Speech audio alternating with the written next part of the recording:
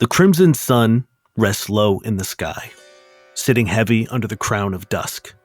The sky is streaked with reds, oranges, and yellows, the last blazing flames of light as the encroaching darkness creeps ever closer to the horizon. What few windows remain in the buildings along the corridor reflect this light back with an unbiased hostility. The dunes of the waste reach up as high as the 5th or 6th floor on some of the looming skyscrapers. Quiet settles across the street as the day breathes its final gasps, but the silence is broken as a low rumble shakes the sand off a nearby windowsill. It cascades off, disappears into the sea of sand below, another grain added to the ever-growing expanse of the wastes. Another rumble, this time louder. A shattered shard of glass vibrates closer to the edge. Another rumble, this time more like an explosion, and then the building erupts in a kaleidoscopic mess of broken glass, chunks of cement, twisted rebar, and splintered wood as two gigantic figures crash through the building, silhouetted by the crimson sun. Now, could you please describe your automata? It's this very sleek, gleaming, almost like alien-looking machine. They're like interlocking bands that almost look like if chainmail was made out of talons. Every now and then they articulate almost with a life of their own, and it's holding this gigantic, warped metal, spiked axe, and it's swinging. You swing furiously at the horror that is currently swarming around you. It is a devil-class horror. You know it as a terrapede. This centipede-like horror is covered with iridescent chitin that reflects twisted visions of reality when you look into it. It scurries with a frightening speed around you, kind of flipping underneath your legs and over your arm and over your back and around you quickly and fast. The seemingly endless amount of legs are finished with a gnarled set of hands.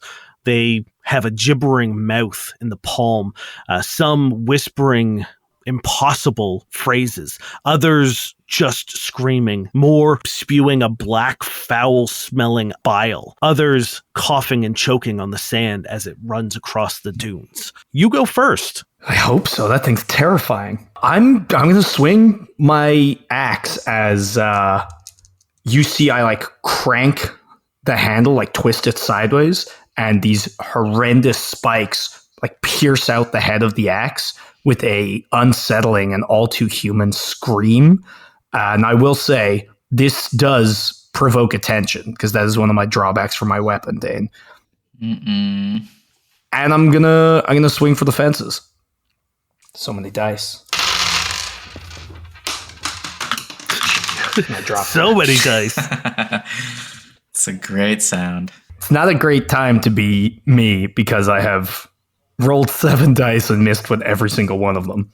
Oh, no. But you know what? This thing's so quick. I'm just trying to like cut it like right down the middle of its head. And it's just so like fast and rapid that like there's a lot happening. The hands, the coughing, the bile, getting smashed through that building. I slam down looking to end it in one, but I go too hard and just miss. You get a quick glimpse of one of the reflective armor platings that cover the whole backside of this creature, and you see your axe shatter into pieces, exploding into nothing and leaving you defenseless for a brief moment. And then you realize, no, you're holding your axe. It's still in your hands. But for a very brief second, it felt like you were defenseless. Simon, how do you join the battle? So we're all in the same zone right now, Dane? Like where it's close, we're engaged? You determine that. I'm letting you choose what zone you enter into this fight. Cool. As the rear guard, I feel like I would be a zone away. Okay. Sort of advancing in the back, keeping my eyes out. So in the distance, you see this towering robot that is, whereas Alexis's robot is sleek and alien in a modern sense, mine is ancient. Runes beguile it. It's sort of hard to comprehend what it even looks like. It isn't what you think a robot is. It was here before we were. It moves in a bizarre way a little bit. It's sort of like I picture it to be a little bit thinner, a little bit like hunched over, and it draws back on this large bow as a spear of bright light appears like an arrow. And I'm gonna let go and try to shoot it with my cool laser bow. No 6s. Oh no. Alexis would never miss. Alexis is just like, I set you up for that one. What are you doing, Simon? Head in the game. I'm sorry. You miss. You never miss. Because I was setting you up. Come on. Oh, sorry. I should have known. God, stupid Simon. Stupid Simon. It reflects off one of those like shining pieces of armor along its back, and it seems to then like ricochet through some of the other windows, just kind of bouncing around this street until it finally hits into the sand. And with a flash of light, you see some of that sand glass over with the heat of the blast of the laser. Chris, could you please describe Wayne's automata? Falling from a nearby tall skyscraper a la Sephiroth with his weapon ready. You see this tall humanoid mech that looks like it's armored with gold and forest green plating. You see the faceplate is a bright red. And in its hands, you see this large, what I can only describe as a Guandao, if you're familiar with Romance of the Three Kingdoms, Guan Yu's weapon, the green dragon crescent blade. It's essentially just like a large Naginata type weapon. However, this one's a little more pimped out. You see there's like mechanisms in the blade, and as he descends, you see the blade itself kind of wreathed in a almost fire-like energy. And I'm gonna try to do like an aerial stab on this creature. Hell yeah. So close combat. Am I adding the close combat and my strength? Yeah, Correct. Gotcha. That's a hefty 7. Yeah. Come on. I can't be the third miss in the row. Don't say that. Oh my god. 1-6. Hell yeah, that's all we needed. That's all we needed. To hit, not to win. It's hard to but hit. I'll take it. Describe your blow. As I descend, I try to stab it right through the middle of this creature, if I can tell where the middle would be. Along with charging and piercing, I do take 1 damage as some of the fiery energy kind of lashes back at me, and I take a damage. Unfortunately, I have the hazardous tag, which deals 1 point of damage to the user when I use it. I also have piercing, which I'm able to bypass the ego field, treat it as if it was 1 lower. Okay. 1 less. And then right? I have 1 less. And then I have heavy damage, which is 7 damage. Okay. So I try to pierce it right through its center. Its ego field is down by 1. You're doing 7 damage. Okay, yeah, you pierce its ego field. So I'm going to have to do a quick ego field degradation because you have pierced it for the first time. Yeah, I turn to the other 2 and I'm just like, not that slippery. Glad you could finally get here. As you break through this sheer force of will that protects both your automata and the horrors that you fight, there is a brief shattering. You see this creature's very essence break for a moment, and then you see it ripple throughout all across its long body, and you know that you've scored a pretty decent hit, and you have directly impacted its ego field. It screeches all of its hands. It rears back up with only a few of its legs still touching the ground, and all of its hands, its hundreds of mouths, begin screeching in pain as the fire wreaths around it and begins scorching underneath the chitin and the armor plating. Now it's its turn. Uh-oh. Love that. I think because you hit it, Wayne. Probably didn't like that, yeah. Yeah, it's going to go after you. As it's like reared up, almost like a cobra ready to strike, the hands stop screaming for a second, and you can hear them gurgling almost. You can hear them all sort of in a haunting, vile chorus of regurgitation as they all begin spewing this black, thick ooze out of their mouths. They're coughing and gagging, and then it lunges forward and tries to grab onto you. It got 2 successes, so it's going to hit you, and then I'm going to use the second success to purchase the grapple stunt. Don't like that. It lunges forward, and first you feel a couple hands grab you by the shoulders, and then you feel an impossible amount of more hands beginning to just grab anything that it can find purchase. You can hear the sizzle of this bile as it makes contact with you, and you can hear it beginning to erode through the metal and the gears and mechanics of your automata. This does only do 5 points of damage. Does that pierce your field? It does. My ego field is 3. So you are going to take 2 points of damage. Yep, down to 4. And you're going to have to roll me a degradation check. So you're going to take whatever your ego field is at its max, which I believe you said is 3. 3, yep. You have to roll 3d6s. If you roll any 1, every time you roll 1, your ego field drops by that. Oh gosh. That's not good. That's, no ones. Okay. Nice. Then your ego field does not degrade. Alexis, top of the round. It is your turn. Alexis, just like, oh, fuck. All right. Playtime's over. Watch this, Simon. This is how we do it out here. I'm going to tap my shouldn't be here strand, and I'm going to also try to show off, which will get me an extra 3 dice as I try to hack into the back of this creature that is currently dissolving. So I will also tap my shouldn't be here strand. Yes, because it is a two-way street. Only one of you has to tap it to sort of exhaust it temporarily. Now that is 2 successes. Okay. So the first one is going to hurt because it's going to be 7 points of damage. And I'm going to purchase... How fucked up does this thing look? Can I gauge? Not? Okay. I'm going to purchase a second round of my echoing damage. Okay. You have What does that echoing mean? damage? What the You'll hell? find out later. Don't worry about it. Okay. See, Alexis, you never miss. You're so good you hit twice. Do we round up or round down? This is going to become very important in a minute.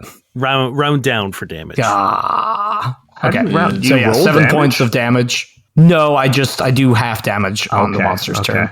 Great. You do another 3 points of damage. How do you hit it? As it's like just all over Wayne, I'm just trying to like cleave down on the back of its neck. As again, I twist that axe. There's like, "Wah!" As this like human almost scream comes out, and I lodge it in. This time, you see the spikes like stick almost in a row down the back of its neck, almost like a zipper. As I pull it out. You start seeing those pieces of armor, the armored plating along the back of this horror. They're beginning to like peel up and pop up, almost like parquet flooring. It's all sort of just kind of becoming dislodged a little bit. You can see the arms that are using as legs, the hands. They're beginning to falter, and every now and then you'll hear one snap and a bone protrude out through it, and it falls limp as it like favors one side. Simon, it is your turn. Okay, so Simon, the glyphs and the runes on Simon's bow go down. I have to take a turn to recharge it. So I think in this point, Simon just trusts Wayne and Alexis that they're okay, that he can sort of take a round. So I'm just going to survey the rest of the scene, Dane, to make sure there's not another like a demon pede or whatever they're called, terrapede, sorry, or anything else hiding out, just to make sure that the scene is secure for these two, just to do the job. You're going to make an observation check then? Yeah. Okay. 2 6s. Amazing. Okay. With that, I'm going to give you a little bit of context for what you're doing out here, because you guys kind of know it, but you're also going to clock sort of some important information here. One, you were sent out because there is an increasing amount of horror activity. But this horror isn't your main objective. You are decoys, because as you look up, you spot your mission objective. At the top of one of the buildings, you see a man, a young kid, just barely 17, using a grapnel to cover the distance between buildings, and he lands beside a huge, what looks like satellite dish, but as it begins to rotate, you realize that it's actually an articulated mirror.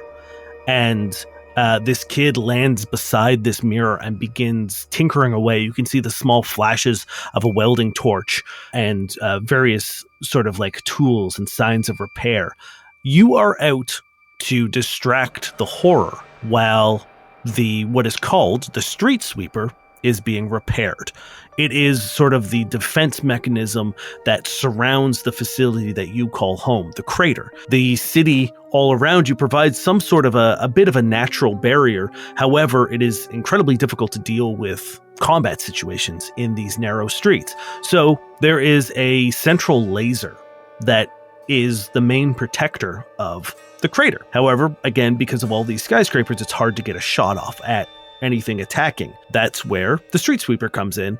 It is a network of articulated mirrors that are used to sort of bounce the laser to wherever they need to get it to. And right now, a key point of the array is damaged, and your engineer, Cedric, is currently fixing it, and you're there to distract the horror until he can get it online. Cool. So, Dane, because I had 2 successes, can I stunt on that and ask you another question I have? Absolutely. Are there signs of only this horror being here? Like, there's not an extra set of tracks of something or anything else that we should be wary of? In combination with Alexis's screaming axe and sort of your recon, you know that if there was a horror nearby, it would be here already. Cool. Awesome. Thank you. I relay that information. Hey, Alexis, Wayne, the mission is going pretty good. You guys look great out there, by the way. You're doing so cool. So yeah, I think we should be okay. Just keep it busy. Also, Wayne, make sure you remember which skyscraper the mirror's on, just in case you decide to go full Wayne, okay? Thank you. Kind of grunt. Well, it is your turn, Wayne. Cool. So I imagine that when I first came down and like impaled it, my weapon might still be in it. So I'm gonna like pull it out and kind of try to go down on its head and try to use something that I've got as a piece of automata tech called my gravitational pulse generator. Hell yeah. Basically, I create a temporary gravitational field that can destabilize nearby enemies. Use this gear when you roll close combat with an additional +2 modifier. And I gain a free stunt with all rolls using this gear to immediately force my target prone. So I'm going to take a swing at it and try to keep it pinned down. 7 plus another 2. God, I better get at least 1 success. Okay. Do ones count for anything? Not unless they're strands or panic. So I've got 2 successes. Basically, I'm going to use my free stunt to force it prone. And then I'm going to use my extra success to get the grapple stunt as I kind of bring down what I call the green dragon down on its head. And as I do, I kind of push the whole creature down into the ground and I keep it pinned there. I nod over to Simon and I'm just like, should be better to hit now. Hell yeah. It begins wriggling around like crazy, trying desperately to free itself from your attack. Does this do damage as well? Yeah. Still the 7 damage. And then I take 1 as heat lasers flare up into my face. I'm at 3 HP, which I'm realizing taking the hazardous flaw is not great. It is a bold move. What did your HP start at? 7. What is happening? All right, great. This thing looks real bad. The bile is now kind of spewing from every available spot. The gaps in the armor are getting larger now, and now that like those are starting to peel back, you can see sort of the like gooey underside of all of it. You can see that there are hands and arms inside it, almost like little worms, little smaller versions of it that are trying to burst out its sides to replace the arms that have been injured or damaged. And they are beginning to sort of like claw and tear their way out of its softer underbelly. But that is just sort of making more of a mess. The black bile is everywhere. Speaking of a mess, it's its turn, right? It is, but before we switch over to it, it is technically still Wayne's turn, and you are going to take 2 points of residual damage from the bile that is still all over your automata. Does ego stop it? Does ego stop it? That is an excellent question. I don't know how damage over time works. It's gotta stop it. I think it bypasses the ego field because it's all really low, which is really bad news for us. Or maybe it doesn't, because maybe the point of it is like when you're hurt, it's supposed to hurt more kind of thing, you know? Yeah, you know what? I'm going to err on the side of caution here and say that damage over time needs to happen through the ego field. Yeah. Is going to be my ruling for now. I'll look into it later, but I think that kind of makes sense. But yes, now it is time for you, Alexis, to tell me what the hell happens to... Well, it would take 3 damage, but I guess it has an ego field, so it won't. It's very close to taking that. Once, like, she kind of steps back and this is all happening so fast, she clicks her fingers and you see those talons that are still embedded just start to, like, move. Like, once, just like one big judder, just reopening that wound further.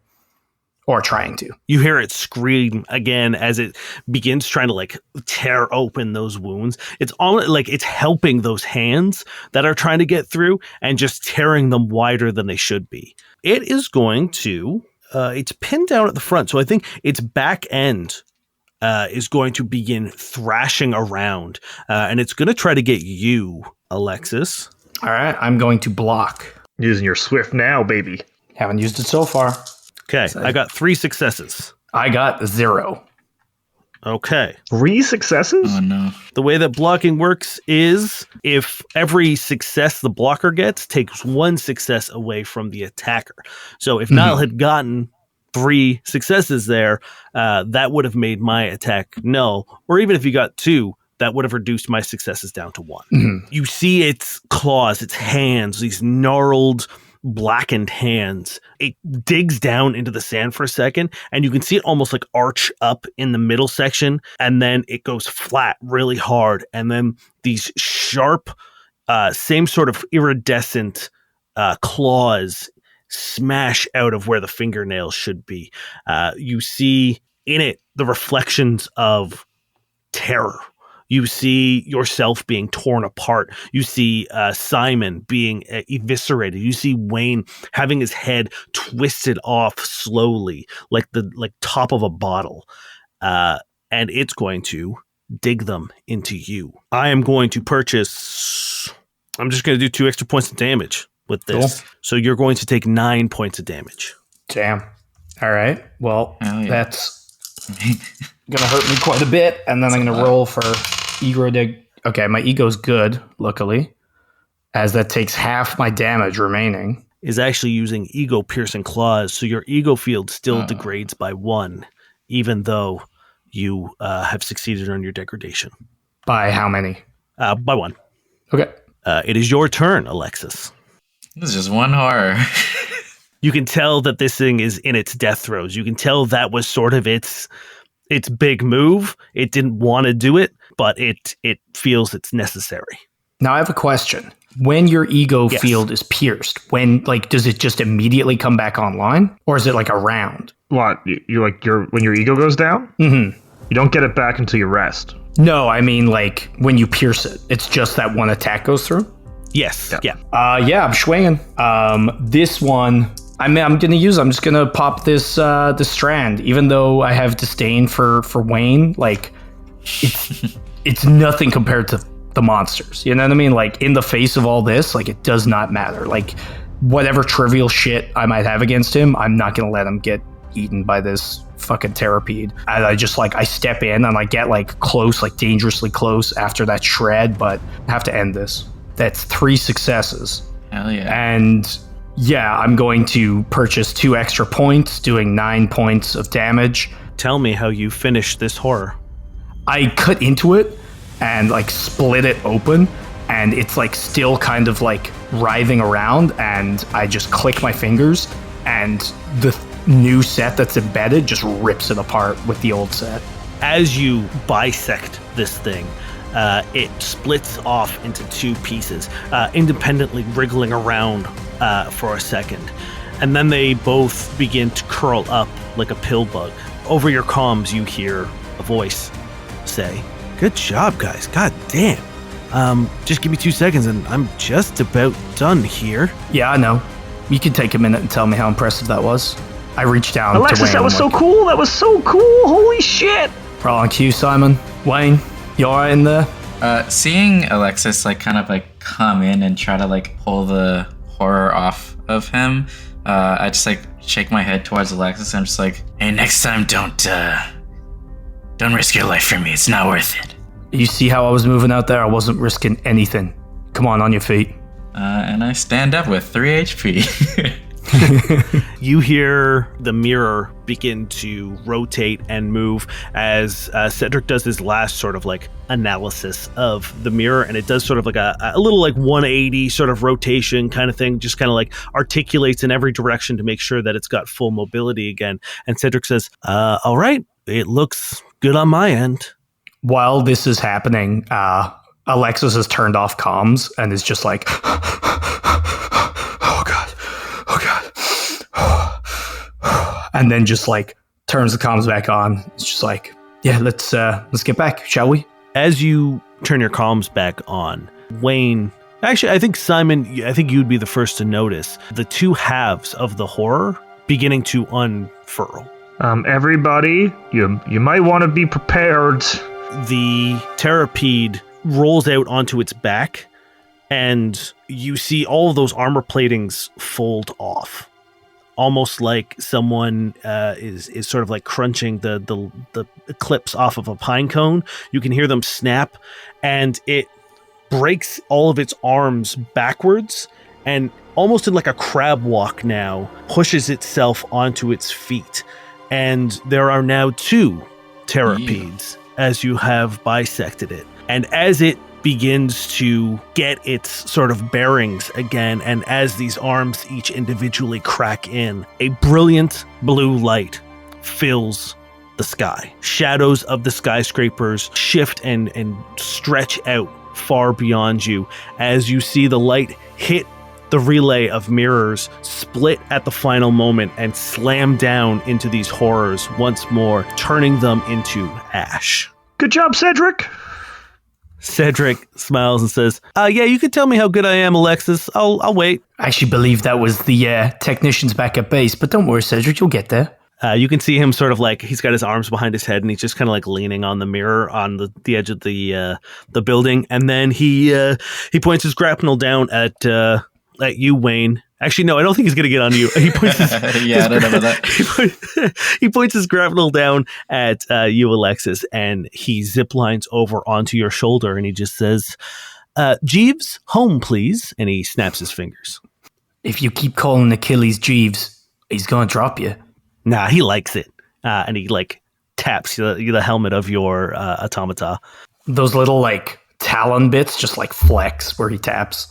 As you guys begin heading back to the crater, is there anything you'd like to do while you're out in the wastes? No, I guess as we go back, like check the perimeter to make sure when the laser was down, nothing else got into the city that we didn't notice. Besides a little recon, I'm content to go back. Okay, give me observation checks for those who want to make them. I got 1 success. 1 success.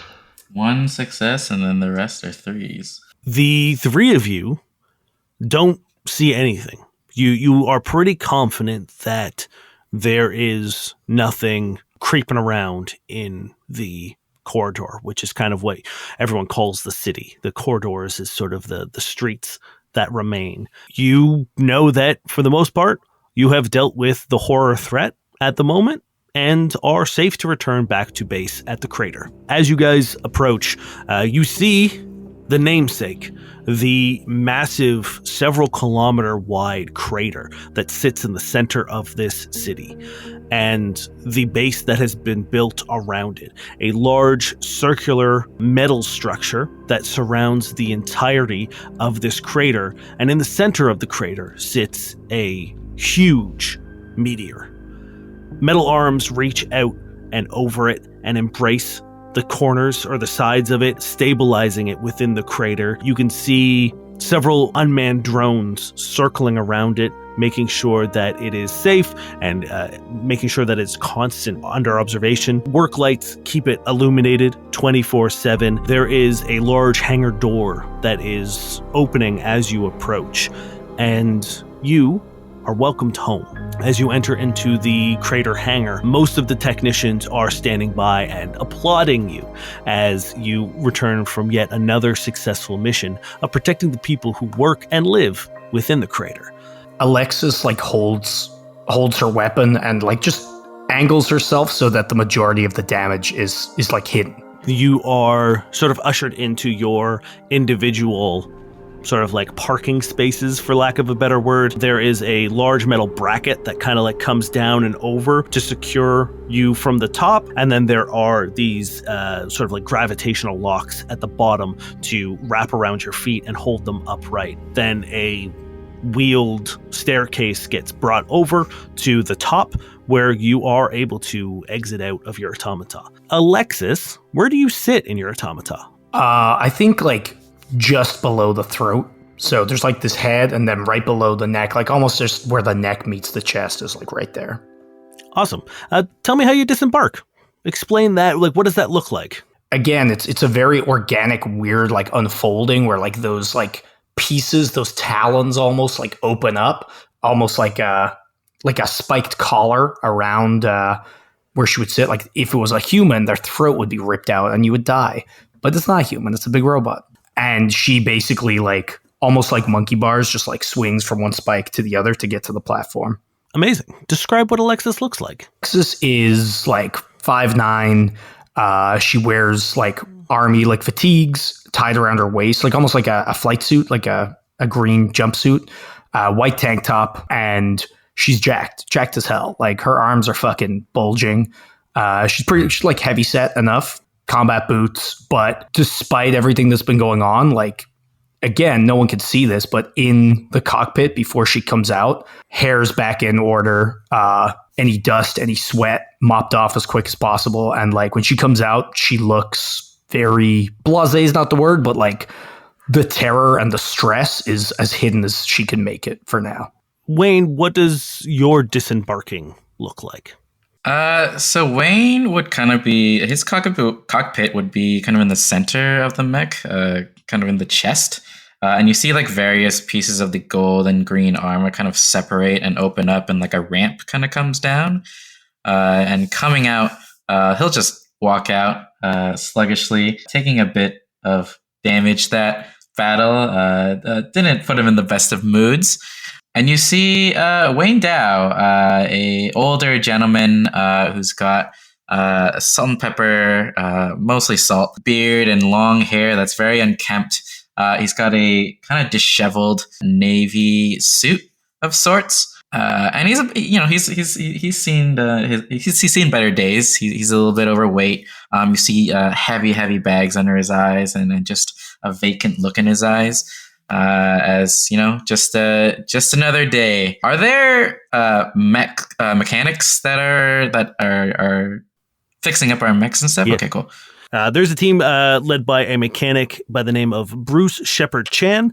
He is sort of like the lead automata repairman, and there's a whole fleet of people who are in charge of keeping your mechs and your automata pristine and up and running, and they do all sort of like the grunt work. There's still stuff that like you as a pilot have to take care of because there's no one else has that connection with them, but like they buff out the damage, they hammer plates back into place, they refill your like hydraulic fluids, they do all sort of like the grunt work, but some of the more pilot to automata stuff you guys have to deal with on a pilot basis. Yeah, I would say, having the collateral mech, I would assume that I'm often returning to base quite damaged.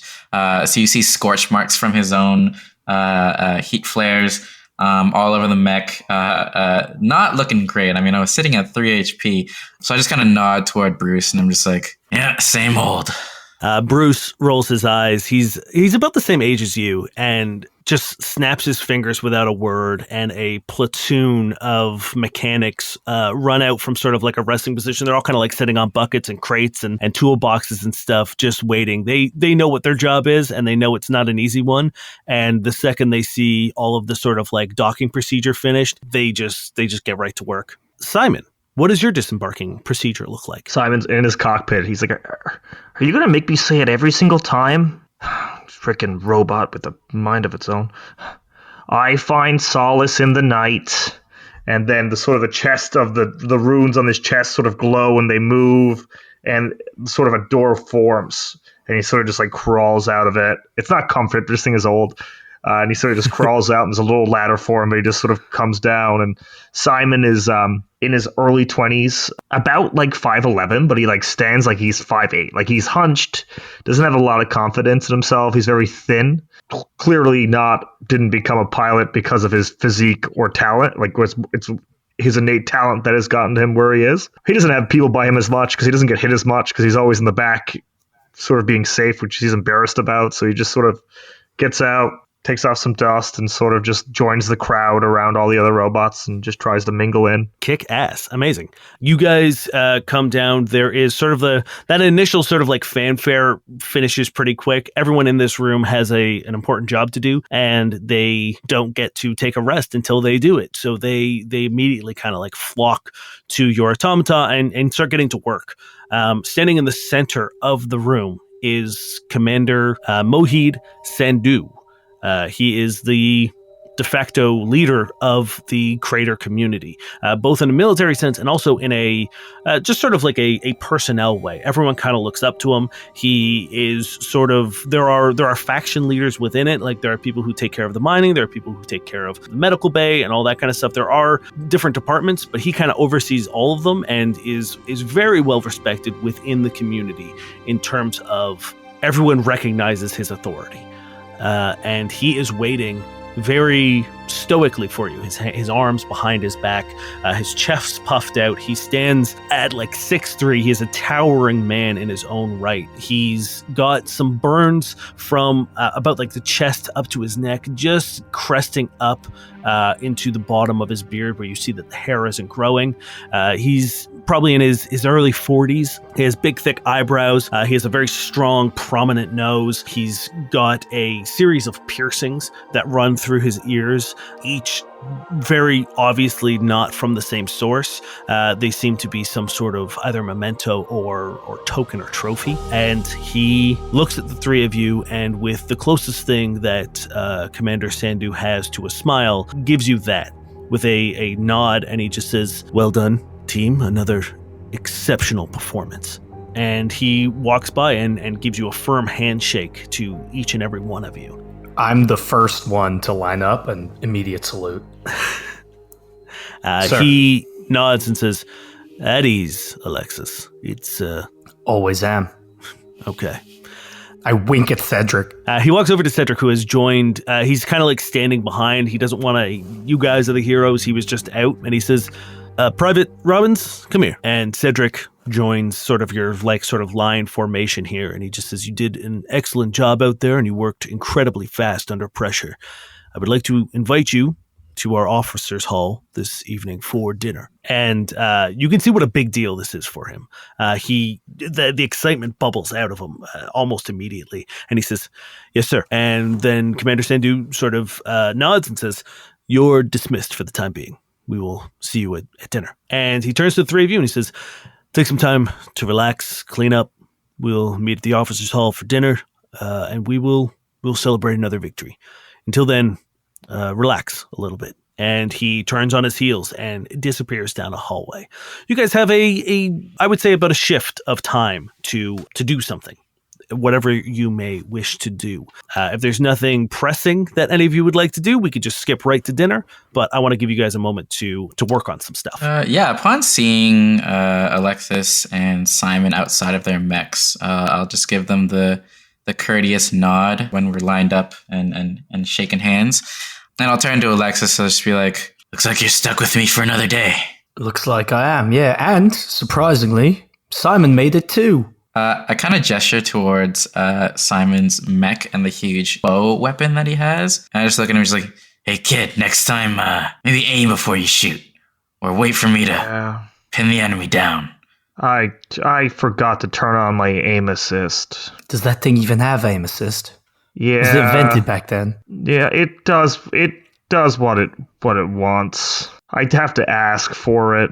So you're telling me aim assist predates the wheel? Because I'm not sure I believe that, mate. Every time we ask, we don't know. It only tells me what it wants to tell me. Yeah, I just clap Simon on the shoulder. I'm just like, also maybe learn to fire more than once in an entire mission. Well, you guys are so talented. It takes me a bit to recharge. I didn't need to do it, right? If it ever comes to the point where you guys aren't there and I'm just one-on-one with something, I'm probably just gonna die. Crazy. That's never gonna happen. That's never gonna happen. But never gonna happen. But it might. In the meantime, in case it does happen, maybe get the practice in and don't just take a shot and look at the fucking sunset. Yeah, I'm gonna go down to the range and ask for the bow again. We almost lost Weyne here. Would have done the world a favor. All right, Come on, Weyne. Well, that dry humor, just so fun. You're such a fun guy, Weyne. Yeah. we only get sentences out of you when you're almost dead, mate.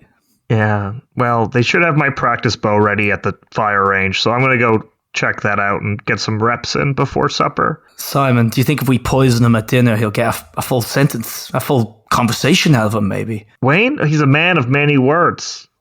Just usually grunts and grumbles. And you just got to learn to decipher him like me, Alexis. Come on. We're so close. And then I'm going to leave. I'm just going to head down to the fire range in a little bit of shade. I've exhausted my social media for today, and I'm going to walk away. Alexis is just there, and she's gonna wave at some of the crew and like make her way back to her quarters too. Is there repairs we have to do to get our durability back up? For this scenario, no. The damage you guys sustained out in the field seems like the mechanics on hand are good enough to take care of what you guys Thank God. have accrued. Great. Are we good to just get to dinner? Let's do it.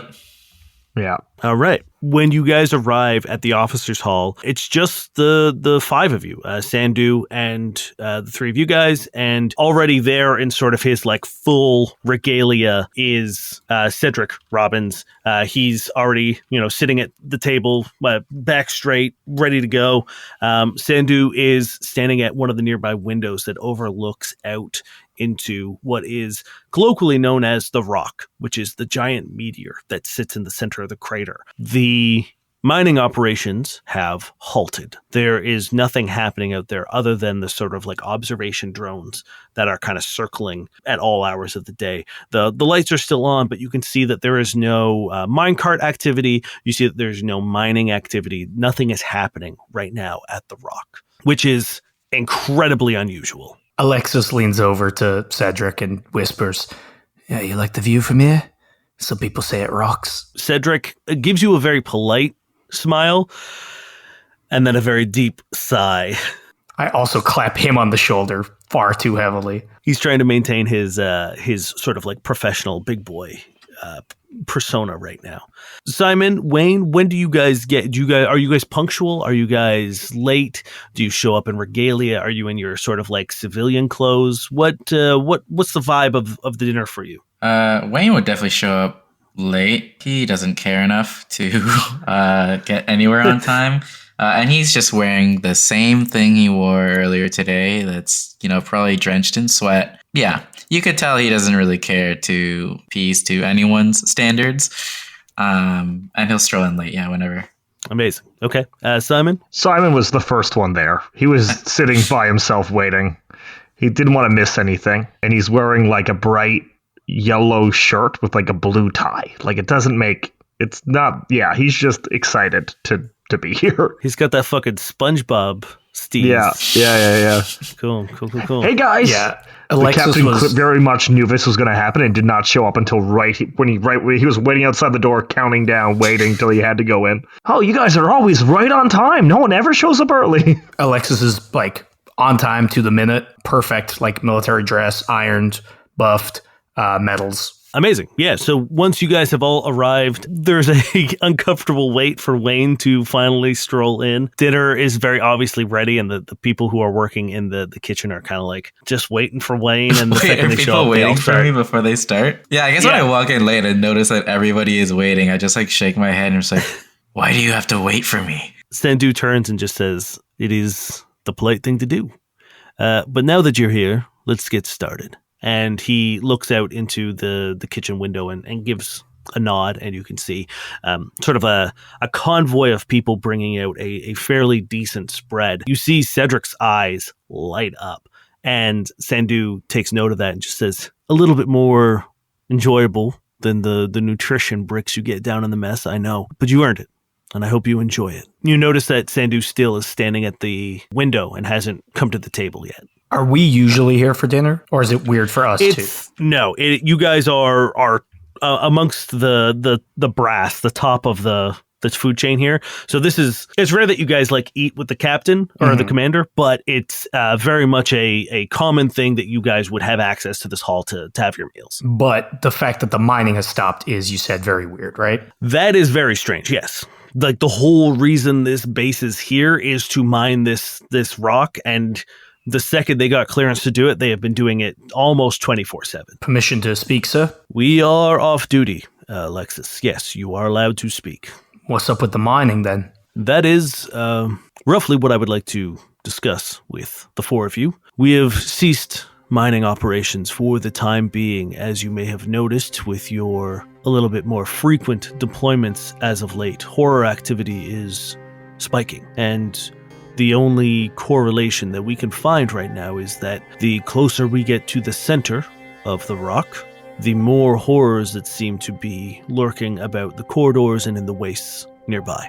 So until I can disprove this theory, until I can be sure that breaching through the center of the rock won't rain unholy hell upon us, I have suspended the mining operations, much to the displeasure of the mining team, specifically Foreman Omar. And he is talking about Omar Williams, who is the foreman of the mining operation here. He is sort of the only person that isn't really military adjacent. He has been brought in specifically for his mining expertise. He is an older gentleman from the sort of like before times, before the cataclysm, before the architect, before everything that's happened. He was a miner, and a damn good one at it, and this is sort of his calling, and he has been brought in outside of the military structure to oversee it. He is a man of the people, he's salt of the earth, and he, according to Sandu, is not very happy that he isn't allowed to do his job. Do we have any idea what's in the center yet? No, unfortunately, every attempt to do seismic scans, we can only get a couple meters in. The center is still a complete mystery, which is why, you understand, I am taking the utmost caution to make sure that we are not breaching into some sort of cosmic radiation pool. We have no idea what's in there. As of right now, everything seems safe and sound from what we've extracted so far, but it seems suspicious that for the years that it was here unmined, minimal horror activity outside of its initial descent. And the second we start getting closer to the middle, we start seeing larger and more frequent horror activity. I'm not putting the people here at risk for the sake of lining the pockets of the brass. Well, the egg boys are going to love this. Trust me, I'm well aware of their displeasure. The egg theory has made its way up here for you, eh? What is the egg theory? Oh, we think Would he know what that is? Well, we're placing bets on what monster comes out of it. There's a bunch of people are convinced it's a giant fucking egg. Yeah. I said giant chicken. I think I'm the only one. I'm just trying to get the big payout, you know? Hey, Simon, the only giant chicken in this room, or in this base. It might be right there. I'm pointing at Simon. I walked into that one. You're so funny, Alexis. It's why we're being incredibly cautious, and that's why this base is pretty much high alert 24/7. We understand that the nature of this is highly suspicious. We are not fools. We are not idiots. We are going to operate, much to Foreman Williams' complaints. We're going to do this slow and steady and safely. Like I said, I'm not killing a bunch of people just to get a couple shiny rocks out of this thing. I think the most money is giant scorpion. People think it might be a giant scorpion in there. When you say not killing a bunch of people for some shiny stuff, Alexis just like glances at Weyne and just like very quickly looks away. Yeah, Wayne kind of shakes his head when he hears this, and he just kind of mutters under his breath, and he's just like, sounds like a waste of time. Just get it over with. We're all fucked anyways. Sandu looks at you and he says, is that what you really believe, Wayne? That no matter what we do, the end is inevitable? I just look him dead in the eye and I just nod. Then why fight? Why not just wander into the wastes and let the horrors have you? Wayne kind of shrugs and he's just like, well, I don't feel much of anything anymore, but if I could take out a bunch of these motherfuckers before I go, come in. Sandu nods and says, then you must understand, at the end of the day, that's all we're doing. We are living, we are surviving, we are doing our best to kill as many of these, as you say, motherfuckers as we can. And you can't do that when you're dead. Hoorah. Once again, you get the slightest smile out of Sandu. So if you are here just to cause destruction and destroy the horrors, I respect that. And you've done a damn fine job at doing it. But that shouldn't come at the cost of the people who do want to live, who do want to survive. All due respect, Mr. Dow, I will continue to look after those people. You're the boss. And with that, he finally sits down to dinner and begins eating with you. You guys kind of have a moment to pick the brain of the commander if there's anything that you would like to, any sort of like motives or ideas that you would like to either pitch or explore with him. Cedric is also here. You guys are here. I'll give you some moments, but you guys have a brief and rare moment to relax and unwind and sort of engage in just idle chit chat if you would like. Idle chit chat. That's Wayne's worst enemy. Scarier than the horrors. So, Cedric, how's your first day in the mess? Good, happy? Cedric, you could see, is shoveling fucking food into his mouth. Like anything that's put in front of him, he's just fucking going. He's like slathering butter on his bread rolls. The spread isn't anything crazy. Like you're not eating like fucking filet mignon and caviar and shit. It's, like grilled chicken and veggies and like a bread roll and maybe some like potatoes or something. Like it's a pretty bare bones spread in terms of like what we know is a fancy meal, but that the people down in the mess hall sort of get like just a nutrition brick for food, and that's kind of like all they eat. Occasionally there will be a sauce prepared for it as well, and that's usually just sort of like the remaining like liquids that hasn't been formed into a brick that they just like throw salt or pepper or something in. So like the food situation is not enjoyable in the mess. So just the fact that you guys are eating like real food is enough for Cedric to be fully and enjoying himself with the food. And he looks up when you ask and he just says, "This is the best day of my life. And I'm so happy." Yeah, I remember my first day when my big friend opened the door for me the first time and I got promoted all of a sudden. Hey, he's not just talking about me. No, I wouldn't know. Us best friends? No, we're not that. You're too cool. Anyway, yeah, it's much better. But you have to do scarier and scarier things to earn the right to potatoes. So keep on working hard, my friend. Sure, we'll be seeing you here more often. But maybe lay off the next few plates, because that grapnel's still got to be able to pull you building to building, all right? Yeah, your body's not used to that, my man. You're going to be hitting tonight. Whoosh.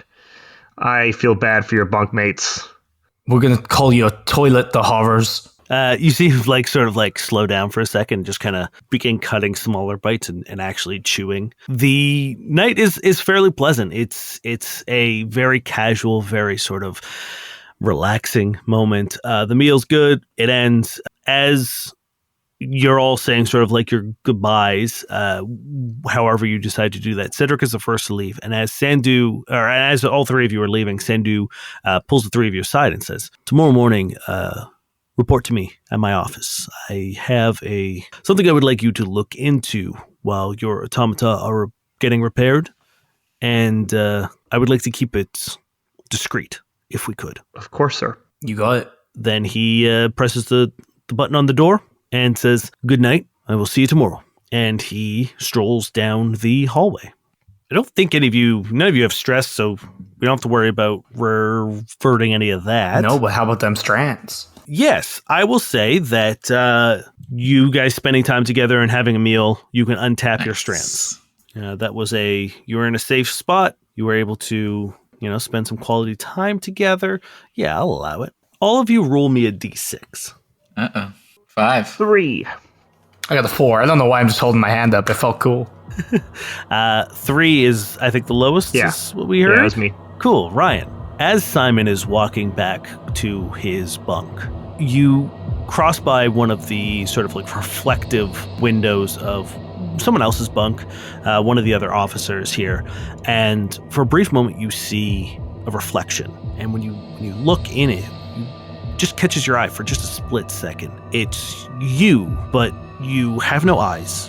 Your mouth is sealed shut with a growth of some sort. It's hard to tell what it is at first look, and your nose is completely covered by it. It almost looks like you're wearing a mask, and the whole bottom half of your face is sort of like ballooned out. Then it's gone.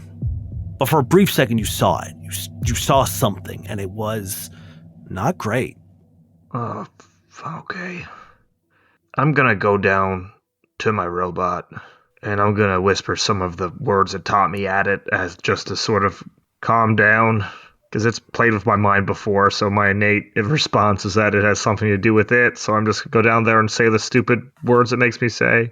I am the solace in the night. I am the savior of the damned. I am the blah, blah, blah, blah, blah. That was you, right, buddy? As I sort of touch his foot, the bottom of his foot. While you're in here, there are still people working on, various things, the automata, the parts, various machinery, a lot of mining gears down here for repairs as well. And you hear a scream, a short, startled one. And then you hear a ruckus of concern, of people being like, get the medic, go. And you look over, and one of the mechanics has a wrench, just a normal sort of like socket wrench, buried in his chest. Okay, I'm gonna run over and roll medical. Sure. He's in shock. He's looking down at it, and he's just like, what the fuck happened? How did it get? And he goes to like touch it. Don't. And he looks at you with like wide-eyed terror, and he's just like, okay, what do I do? I'm gonna do everything. You just stay focused. Look at me, okay? Look me in the eyes. It's a good day. It's a good day to live. You're gonna get through this. He's trying to focus, and he's trying to look at you, but you can see his eyes are like darting around everywhere. I rolled 3 successes. Damn. Hey. Okay. For some reason, medical is an empathy check. Let me see what the stunting is for medical. It seems like there's just 2. Yeah, recovery or save a life. So yeah, I would mediate whatever this is. Great. Save a life would be an excellent option. Yeah, I'm gonna save a life. Do it. He keeps going for the wrench. Despite the fact that you told him not to, he just keeps, like a moth to a flame, he just keeps looking at it. And he grips it, and like you can see him about to pull it out. And when you look at it, and it looks like it's like the skin is sealed around it. You don't see blood, you don't see anything. It looks like it belongs there almost. And you can see him about to like pull, and you can see the redness of the skin growing taut, and you're able to stop him. How do you do that? So I'm just sort of like, hey, soldier, look at me. You know what we do out here. You know what we deal with. Something's not right. Whatever you're thinking about doing is not normal. This is a bizarre circumstance. There's something going on. Ground yourself. Think about your favorite day you've ever had. Before all this shit happened, think about the good old days. We're gonna get back to that, okay? Focus on me. Eyes on me. Eyes on me. Come to. You can see his grip on the wrench begins to loosen. You can see the tension around the skin where it's embedded into his chest relaxes as he drops his hands to his side. And just in time, as a couple medical personnel run in with a stretcher, without like saying anything, one of them just grabs him by the side, hits him in the side with a little bit of a sedation, and he goes limp in the arms of them, and they get him up on the stretcher and wheel him out as you just watch this man with a socket wrench just buried in his solar plexus wheeled out. Okay. I'm going to look at the nearest soldier. Yeah. I need the footage now. Yeah, I mean, we'll have to... Don't do that bullshit with me. I pilot one of those giant things. I know these are our 3 greatest assets right now. I know there's cameras in here. I need the footage now. Yeah, I mean, I don't have access to it. You're going to have to then talk to... find someone who does. Don't ask me to go do it. Find someone who does. I have friends to protect. Get going. Yeah, man. Okay, right. And he Simon. just fucking sprints. Yeah, damn. Oh my gosh! If Alexis and Wayne were here, they would have done such a better job. God, I'm such garbage. I'm such garbage. A couple minutes later, he comes like running back in and hands you a tablet with like a sort of like security login situation, and it's the scene. And as you're watching it, it's a group of guys who are working on, there's a big sort of like drill attachment. It's a thing that goes onto the front of a vehicle that they use to like drill into the rock, and they're all just kind of tuning it up. The guy puts the wrench on the ground. The camera flickers for a second, and the wrench is in his chest. Okay. Soldier, what's your name? Jenkins? Okay, Jenkins. I need you to do me one more favor. Okay. I need you to get a couple other guards on duty, and I want you to do a bunk check for me, okay? Do a full head count. I want to make sure that everyone who should be here is here, and that those people don't have wrenches in their chests. Yes, sir. Yeah, that makes sense. So just do a head count. Make sure there's nothing else weird going on. I saw something else earlier. Don't know what's... You know what we deal with on a daily basis. Anything's possible. Just do a check. Everybody, and I mean from the commander down. I want to make sure that everyone who should be here is here. And if there's anyone missing, you come find Alexis. Don't find me. I'm at my cap, okay? You find Alexis, she'll know what to do. I'll go find her first and get mentally prepare her for what's about to happen, okay? You get it? You get what I'm saying, Jenkins? Yeah, sir. I got it. Go. I'll go do that right now. Go. I'll get Sergeant Branch. And he once again like sprints out of the room. I'm gonna go to Alexis's room. Sure. I knock like 12 times. As you reach the door, you just hear doosh, doosh, like just heavy impacts from inside. She's so cool. She's training right now. It's a nighttime. Holy shit. She opens the door and you see like this gigantic like hammer lying on the ground next to this giant like pillar that's been surrounded in foam, and she's sweating, but like you can tell like her hair's done up a nice ponytail and she's still kind of like together. Simon, how much have you had to drink? Nothing this time, shockingly. I'm very nervous to be knocking on your door. Look, there's an emergency. We had instantly like sobers up. Yeah. Like, what's happening? There's something going on. I'm assuming it's horror-based. There was a moment, I don't know if you noticed anything. I guess, how long has it been, Dane? 20 minutes? Yeah, tops. Yeah, so like 20 minutes ago, say 25 minutes ago, I saw something weird. That could have just been... What was it? I just saw a reflection on myself, just like a horror, like I was, ugh. Look, we had a long day. Yeah, so I was, could be a long day, my robot messes with my head, whatever. So I didn't think much of it. But then I went down to say my nightly prayer to my robot, and... Alexis just shaking her head at that. I do it, it asks me to do it. Anyway, a wrench appeared in someone's chest. Another vision. Look, Simon, no, I show you the footage. I have the tablet. Like I show you exactly what happened. Yeah, fuck.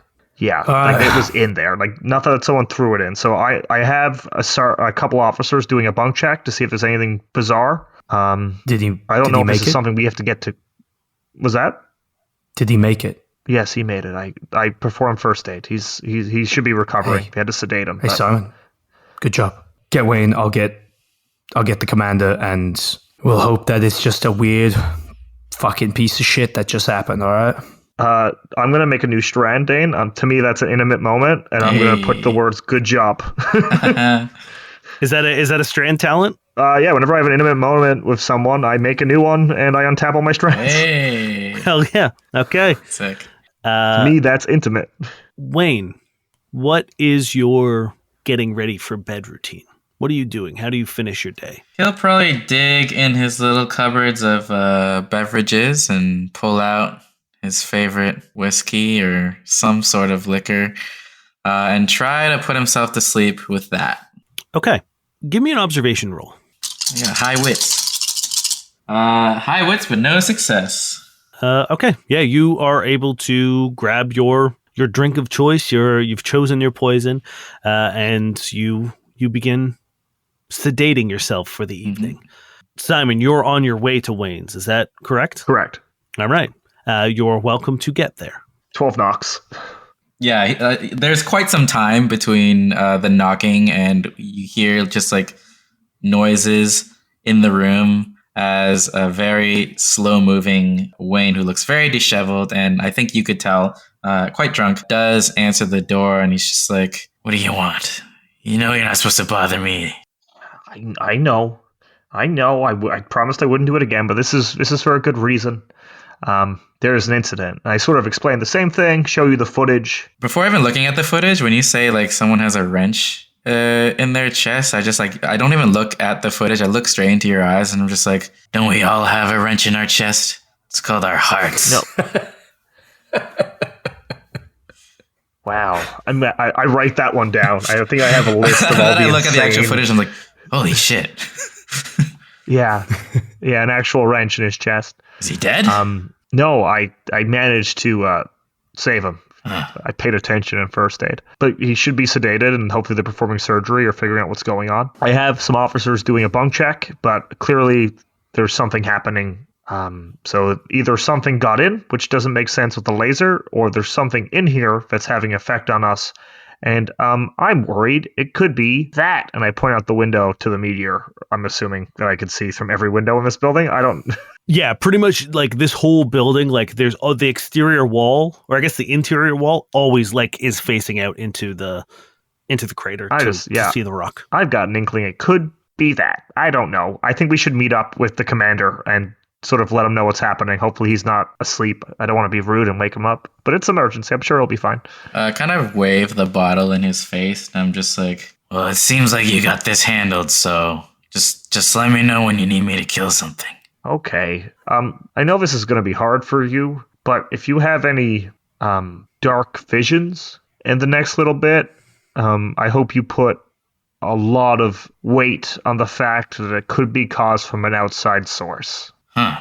I kind of look out, I guess, the same window toward the meteor. Do I see anything wacky? You give me an observation roll. I am intoxicated, so another observation? Sure. Hey, There's just a monster on it the whole time. Yeah, No one's I noticed. got a success. There we go. It's just a giant egg. You see 3 figures crossing the catwalk towards the rock. And they all seem to have mining equipment with them, but they're leaving the rock. Yeah, when Simon mentions visions and dark visions, I look out the window and I see that. I kind of point to that, and I look at Simon. I was like, "Do you see that too?" Yeah, I see that. I think the killing thing. We have to go beat some dudes. We have to. Alexis will know what to do. I'm gonna call Alexis and start running in that direction, I guess, to try to intercept. Yeah, I'll follow and put it away. I'll keep the bottle. I'll hold onto the bottle and and I'll follow. I'm gonna call the guards. I'm gonna sound the alarm. I don't know what we need to do in this situation, but I want it all to happen. Do you want to sound the alarm? I don't want to do a full evacuation. Whoop, whoop. Can I alert the guard specifically instead of sounding a system? Do they have a hotline or? Yeah, for sure. You have a communicator device that you can use to radio the security forces. Yeah, for sure. Give them directions and tell them to intercept. When you pull out your device and you radio them, you hear.